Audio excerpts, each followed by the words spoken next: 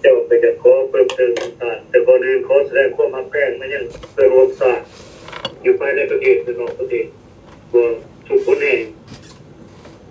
ขึ้นหาผู้สมบูรณ์หัวของว่าอาชญากรรมของอยู่ประชาชนปฏิบัติอยู่ปกครองประเทศลาวในปัจจุบัน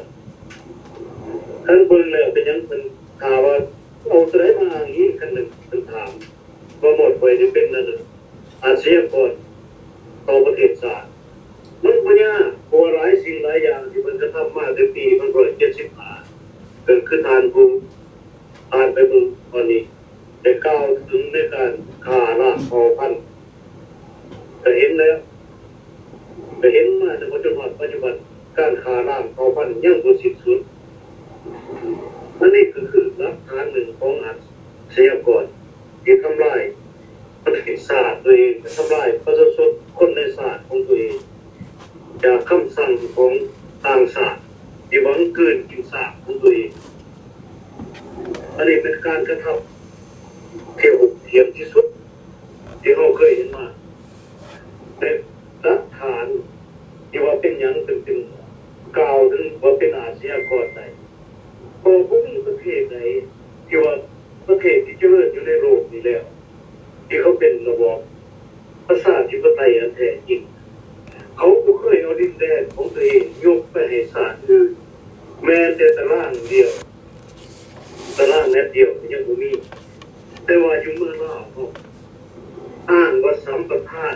99 ปีพอ50 ปีอันนั้นนี่90 ปีมันอ้างซื่อแต่ว่าเป็นขายเขาแล้วยกไปให้เขาบริหารเขาปกครอง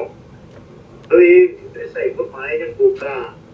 กฎหมายอยู่ในประเทศตัวเองอันนี้มันเป็นการขายศาสตร์อย่างแท้จริงแบบที่ว่าเห็นกับหูกับตาเขาจึงบอกเลยว่าการนี่แหละมันเป็นการอาชญากรรมต่อประเทศศาสตร์อาจเป็นอาชญากรตัวที่เห็นบุคคลอยู่ในผับแต่ละเป็นอาชญากรขั้นว่าเข้าอาชญากรแต่ตามกฎหมายอาญาเนี่ยเป็นโทษนะเด็กพี่น้องเคยเห็นพอหลังจากโรมาเนียที่ว่าเขาปีกระบอบคอมมิวนิสต์นะอยู่โรมาเนียมาเป็นเสรีเขาเอาซาเซสกูนี่ก็เมียผู้นำของประเทศไปยืนยิงฟ้าเดี๋ยวเรามิตรยืนยิงปืนยิงคือคนเมียย้อนเป็นอาชญากรต่อประเทศศาสตร์เขาจึงลงท่านแบบนั้นอย่างว่าจึงตัดสินประหารชีวิตผู้เกี่ยวในปัญญาเป็นที่พ่อแนวไหนของประชาชนในศาสตร์เขาเห็นพวกชัวของผู้เกี่ยวเห็นต่อประเทศศาสตร์ตัวเองในการใช้อำนาจแบบบ้าบินหาประชาชนตัวเองซอราชความหลวงจนประเทศที่หายไปวะเอาผู้คนไปทรมานจนไตดินหรือคือโคบก่อนสิขาเสียประหารชีวิตแล้วก็ต่างยังกันกับศูนย์สัมปทุนี่คือผ่านประเทศลาวไปก่อนทุกสิ่งทุกอย่างในการจะทำมันบอกถึงเป็นอาชญากรรมประเทศอื่นเขาประเทศอื่นได้เดี๋ยวไปลงทุนกับประเทศเขาให้เจ้าโตอยู่3 ปี5 ปีต้องต่อสัญญาใหม่มันก็เป็น99 ปีพี่น้องแต่เขาอยู่ในประเทศที่เจริญเขาไปเห็นความสามารถแล้วเจ้าเห็นแนวไหนอันนี้นี่แหละเขาเห็นว่าการขายทรัพยากรของศาสตร์หรือการทำลายป่าหรืออะไรมันมีผลกระทบกระเทือนต่อชีวิตการเป็นอยู่ของประชาชนในประเทศคืออยู่ในประเทศเขาด้วยกันเป็นยังอากาศร้อนหลายร้อนใกล้ว่า45 ดีกรีเซนติเกรดมันหมายความว่าอย่างไรป่าไม้มันเปิดแล้วสลายของรุ่นตัดไม่ทำลายป่าแต่สมัยเป็นนายกก็ห้ามบุได้ที่รถปัจจุบันยังขนจนรถบื้นไปมันใส่นักเกินกำหนดไปก็เห็นลูกหลานไปก็เห็นคนเล่าทั่วโลกก็เห็นมันเป็นการหาพายขายหนาที่สุดว้าวแล้วจะเห็นบุได้เป็นยอดยังจะยอดแก้วเป็นนายมันจะขนใดมันจะตัดใดบางส่วนที่ไปเอาไม้ไผ่มาเห็นเลือดอย่างเงี้ย ภัยมันเกิด2-3 ปีมันจะตายอันนี้เขามาเบิ่งเนี่ยการกระทำทุกสิ่งทุกอย่างของผู้บริหารประเทศบริหารสปปรในปัจจุบันมันบ่งบอกถึงลักษณะของอาชญากรทำลายประเทศชาติของตัวเองทำลายพี่น้องตัวเองทีนี้ที่เห็นนะไปยืนตัวเรียนร้อนของพ่อแม่พี่น้องเขาจะสู้จีกันบ่ได้เขาบ่ให้ส่วนมันเขาก็เต็มอยู่ในดินเอารถไปรถเนี่ยไปไถออกไปเพิ่นเพื่อที่ได้ขายให้ตามศาลมันบ่แม่นซ้ำบอกประชาชนซ้ำประทานอยู่ได้คนใดเป็น4เอาโดยอ้างว่าเจ้าบ่เคยสร้างดินบ่ดินบ่เป็นของเจ้าบ่ได้สร้างขึ้นมามันมากับโลกมันที่นี่มันเป็นภาครัฐปกครองประเทศดินเป็นของพรรคเป็นของรัฐพรรคเป็นไผพรรคก็เป็นคนเห็นบ่เป็นไผเป็นกลุ่มเป็นปกครองประเทศมันจะเห็นหยังมันก็เห็นได้เบิดแต่ว่าพี่น้องประชาชนผู้มีสิทธิ์หยังจักหน่อยประชาธิปไตยจอมพอกประชาธิปไตยรวบศูนย์อยู่ในมือพรรคเดียวอยู่ในมือของคนกลุ่มเดียวจะเห็นหยังได้เห็นอันนี้เนี่ยมันบ่งบอกถึงว่าการทำลายพี่น้องประชาชนทำลายประเทศชาติตัวเองคือน้ำท่วมในปัจจุบันเนี่ยไปตายประชาชนตายในหน้าตากาไปเสียหายเครื่องสร้างไปรถสร้างไปตามน้ำไม่เลยของไปของประชาชนทรัพย์สินประชาชนเสียหายจะมีการใส่แท้บ่มีการซวยเหลือบ่มีปล่อยจะตายให้ทุกข์เลยจะให้ตายไว้ดีไม่ดีใจห้องแก้วหรือว่าดีใจหายใจเพื่อนว่าดีใจเจอคนเขามาอยู่ตึกการพูดจี้เดี๋ยวไปในสังคมเราในปัจจุบันเป็นไปก็เป็นหมวดจีคุกที่ออกจุมาดีออกมาเนี่ย15,000 คนเกินนิดแต่เรามาเติมอีกแต่ละครั้งเนี่ยหลาย10,000 คนหลายหมื่นคนเขามาอยู่เลยเห็นไหมกลุ่มคนเราเนี่ยมันหากินง่ายเลยผู้ออกมาจากกลุ่มผู้ชายหาที่ไหน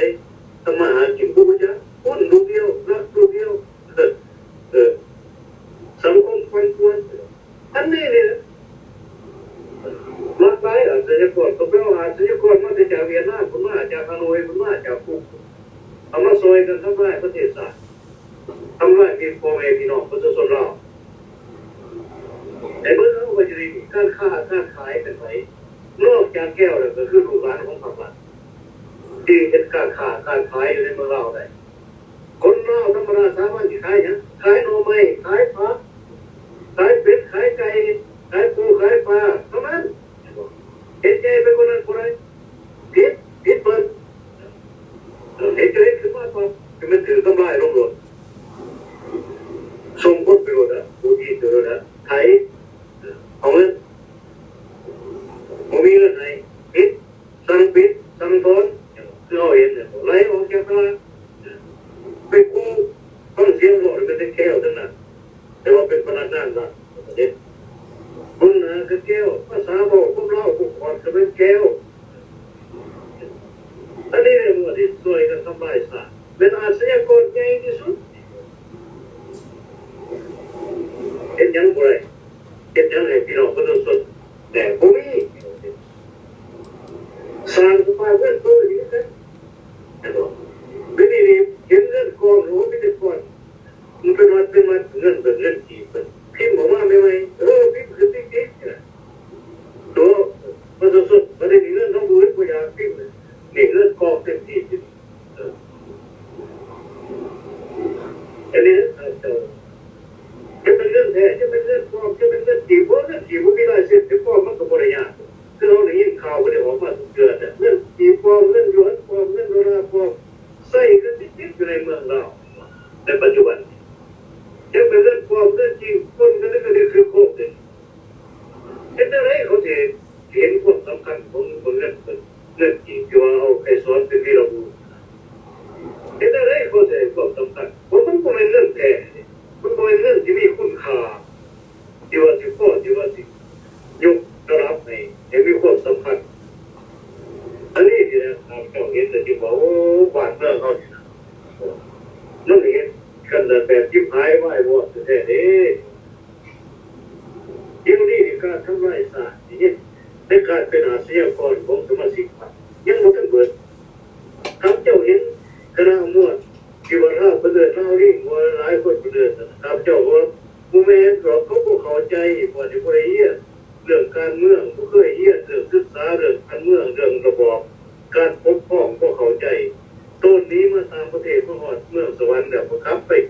กินยาเบื่อยาสั่งหรือก็คือโคกตายมาก็คือโคกในปัจจุบันตามเจ้ามันเป็นบาปไปเวรมันอยู่ว่ามาจังหวัดประเทศที่เจริญแล้วมันยังครับไปตายอยู่อีกผู้ตามเจ้าก็มีหลายคนแต่เดี๋ยวนั้นเหตุการณ์เมืองบ่ถึงนี่แหละผู้จักอยู่บ่เคยอยู่ในระบอบนี้โตนมาตื่นมาแต่เขาก่อนเขาสิยึดอำนาจครับเมื่ออีกมาอยู่เมื่อเราฟ้าลูกฟ้าเมียเมื่อหลายคนเนี่ยไปก็ไปตายอยู่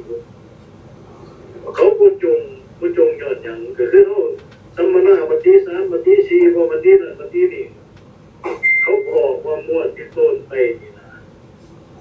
เขาบริสุทธิ์ซ่อนนับเขาว่าหนีไปประเทศเขาเบาเขาว่าอยู่กับคนนะเขาว่า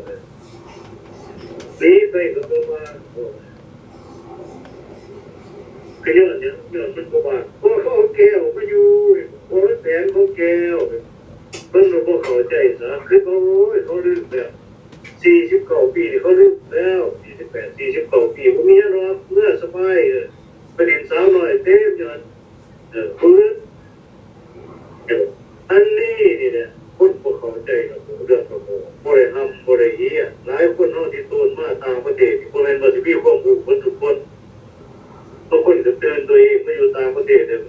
เกิดที่เป็นคนหังคนนี้ก็เลยเขาว่าตัวนี้เป็นคนสำคัญมาให้ความสำคัญตัวเองไปเมื่อว่าแบบใส่แบบเศรษฐีอันนี้มันโปรโมคือว่าเจ้าไปเนี่ยเมื่อประเทศลาวสปปรมันระบอบอีสังปกครองประเทศบ่ฮอดบ่เข้าใจอันนี้คือว่าไปคือยาสั่งยาเบื่อก็คือโคกอายน้องตัวเองเพื่อคดีไปเลือดในชาติในสาขานั้นญาติผู้ใดเลือดในชาติถึงรถซื้อได้ในแล้วสาขาอายขานอกที่มาไปจะตามประเทศ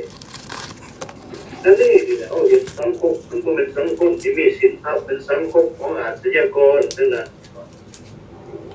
เป็นอันนี้ในที่นี้เนาะเพิ่นเนาะ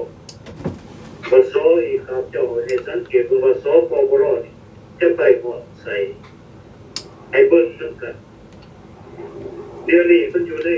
ขันหัตถขัดแล้วพี่น้องเจ้าหน่อยที่จบตลาดจะกินเดี๋ยวนี้แห้งน้ำบอกว่าเจ้าหน่อยบ่มีเขากินบ่มีอาหารกินบ่งัวกล้วยก็ตายกองกันอยู่นอนอื่นอยู่ตามตรงไหนตรงหน้าพอหนักอันนี้เจ้าหน่อยเกิดไส้เกิดหิวเจ้าหน่อยการคุณการรักการขาเจ้าเอาของนี่ยิ่งจะมีหลายเพราะว่าอยู่ในสปปรมันมีกฎหมายกฎหมายก็เอาผิดบ่ได้ถ้าผู้ใดมีอำนาจคือแก้วมีอำนาจ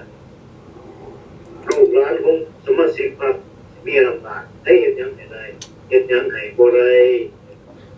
ย้อนบ้านเฮามันบ่มีกฎหมายอยู่ในปากของสมาชิกพรรครัฐหรือในปากแก้วเท่านั้นให้พี่น้องเล่าลูกหลานเล่าจื้อไว้ในสมองอันนี้จื้อไว้ดีๆเป็นประเทศของประธานมันบ่แม่นประเทศของประธานแล้วเมืองลาวบ่แม่นของคนลาวแล้วจะเป็นของจักรพรรดิท้องถิ่นเวียดนามแล้วทีนี้ให้เข้าใจแนวนั้นลูกหลานลาวทั้งหลายให้ทำเฮียนศึกษาประวัติศาสตร์แท้จริงไงทำเฮียนศึกษาเบิ่งการกระทำของคนต่างชาติอยู่ในเมืองลาวแต่จะเข้าใจได้ดีที่สุดอันนี้แหละพระเจ้าเคยยกผู้คิดความเห็นเจ้าหน้าคนขอให้ลูกหลานให้เจอจำคำพระเจ้าบอกขอบใจ